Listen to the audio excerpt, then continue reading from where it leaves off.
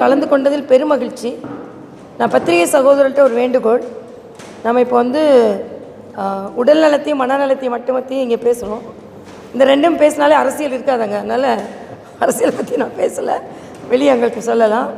இங்கே இந்த இடம் பேர் என்ன, சாரிஜி மகாராஜ்ன்றவர் வாழ்ந்த இடமா. இந்த வாழ்ந்த இடத்துலேயே நமக்கு பார்த்திங்கன்னா பாருங்கள், நமக்கு சூரிய ஒளி வர்ற மாதிரி எந்த அழகாக இந்த இடத்தை அமைத்திருக்கிறார்கள். நான் ஏற்கனவே சொன்ன மாதிரி மரியாதைக்குரிய பாரத பிரதமர் அவர்கள் டிசம்பர் 21 உலக தியான தினமாக அறிவித்திருக்கிறார். விவேகானந்தர் சொன்னார், இந்த நாடு பல நாடுகளுக்கு கொடை கொடுக்கக்கூடிய செல்வத்தை பெற்றது என்று. அது வெறும் செல்வம் என்பது பணமோ தங்கமோ இல்லை, நம்ம நாட்டின் பழக்க வழக்கங்கள். அதில் பார்த்திங்கன்னா இன்றைக்கி யோகா 92 நாடுகளில் இன்று கொண்டாடப்படுகிறது. இதில் ஒரு 10-15 இஸ்லாமிய நாடுகளும் யோகா தினத்தை கொண்டாடுறாங்க. அந்த மாதிரி இப்போ இந்த தியான தினம் என்பது உலக அமைதி வேண்டுமென்றால் உடல் அமைதி வேணும், உடல் நலம் பேணப்பட்டால் உலக நலம் பேணப்படும். அந்த வகையில் இந்த தியானத்தை நாம் எல்லாம் பயில வேண்டும், பயிற்றுவிக்க வேண்டும். நான் ஏற்கனவே பேசும்போது சொன்ன மாதிரி அரசாங்கங்களுக்கு நான் வைக்கின்ற கோரிக்கை, வகுப்புகளில் தியான வகுப்புகள் கட்டாயம் இருக்கணும். தியான வகுப்பு இருந்தால் மற்ற வகுப்புகளின் பலன் சிறப்பாக கிடைக்கும். குழந்தைகளுக்கு கான்செப்ட் நிறைய மார்க்கும் வாங்குவாங்க. அதனால் தியான வகுப்புகள் இருக்கணும், யோகா வகுப்புகள் இருக்கணும், உணவு முறை மாற்றங்கள் இருக்கணும். உணவு ஆரோக்கியமான உணவாக இருக்கணும். நான் பாண்டிச்சேரியில் துணைநிலை ஆளுநராக இருந்தபோது மில்லட் ஸ்நாக்ஸ் சாயந்தரம் நான் கொண்டு வந்தேன். குழந்தைங்க அசதியாக இருக்கிறதுனால சாயந்தர நேரம் மில்லட்டில் செஞ்ச பிஸ்கெட்டுகள், மில்லட்டில் செஞ்ச லட்டுகள் அவர்களுக்கு கொடுக்கப்பட்டது. காலையில் பால் கொடுக்கப்பட்டது. ஆக குழந்தைகளுக்கு கொடுக்கின்ற உணவு முறைகளையும் நாம் மாற்ற வேண்டும்.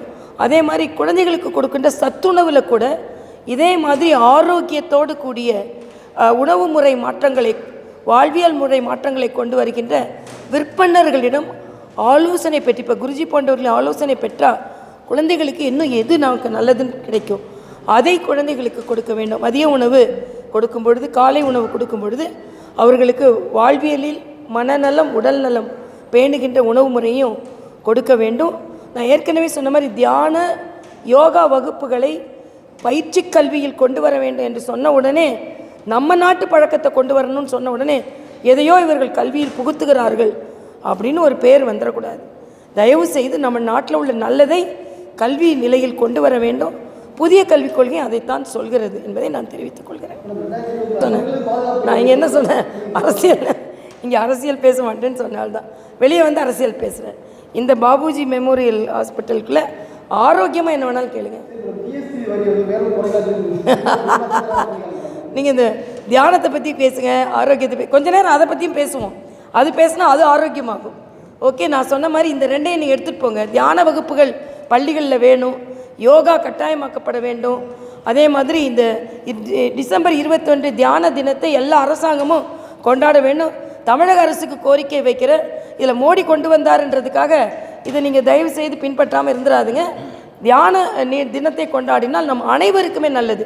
எந்த கட்சிக்காரங்களாக இருக்கட்டும், அனைத்து கட்சிக்காரர்கள் மனநிலையும் ஆரோக்கியமாக இருக்கும். நன்றி. இந்த ஆசிரமத்தில் வருடம் முழுவதும், உலகம் முழுவதும் இலவசமாக தியானமும் யோகாவும் தரப்படுகிறது. அதனால் நாம் அதை பயன்படுத்தி கொள்ள வேண்டும். இதை பயன்படுத்தி கொண்டால், நானே ஒரு எக்ஸாம்பிள், 24 மணி நேரம் என்னால் வேலை செய்ய முடியும். அதற்கு யோகாவும் தியானமும் யோகாவும் தான் எனக்கு உறுதுணையாக இருக்குது. 3 மணி நேரம் வெயிலில் ஒரு தரல கடுமையான வெயிலில் நிற்க முடியும்னா அதுக்கு இந்த யோகா தான் எனக்கு பலன் தந்தது என்பதையும் தெரிவித்துக் கொள்கிறேன்.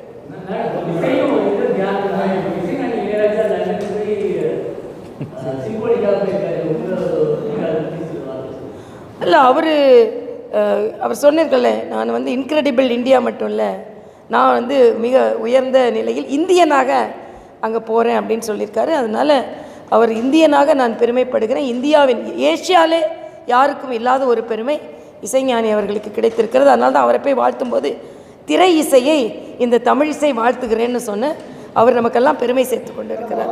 அவரும் தியானத்தை பற்றியும் ஆன்மீகத்தை பற்றி நிறைய பேசியிருக்கிறார். நிச்சயமாக எல்லா அரசியல்வாதி எல்லா அரசியல்வாதியும் தியானம் கற்றுக்கணும், எல்லா அரசியல்வாதியும் யோகா கற்றுக்கணும். யோகாவும் தியானமும் பொதுவானது. இது வந்து நாட்டின் கலாச்சாரத்தை பேசினா ஒரு கட்சிக்கானது அல்ல. அதனால் எல்லா தமிழக அரசியல்வாதிகள்கிட்டலாம் நான் ஒரு வேண்டுகோள் வைக்கிறேன். அனைவரும் தியானம் செய்யுங்கள், அனைவரும் யோகா செய்யுங்கள். இது அரசியல் இல்லை, ஆன்மீகமும் இல்லை, ஆரோக்கியம். ஒரு மருத்துவராக சொல்கிறேன். நன்றி.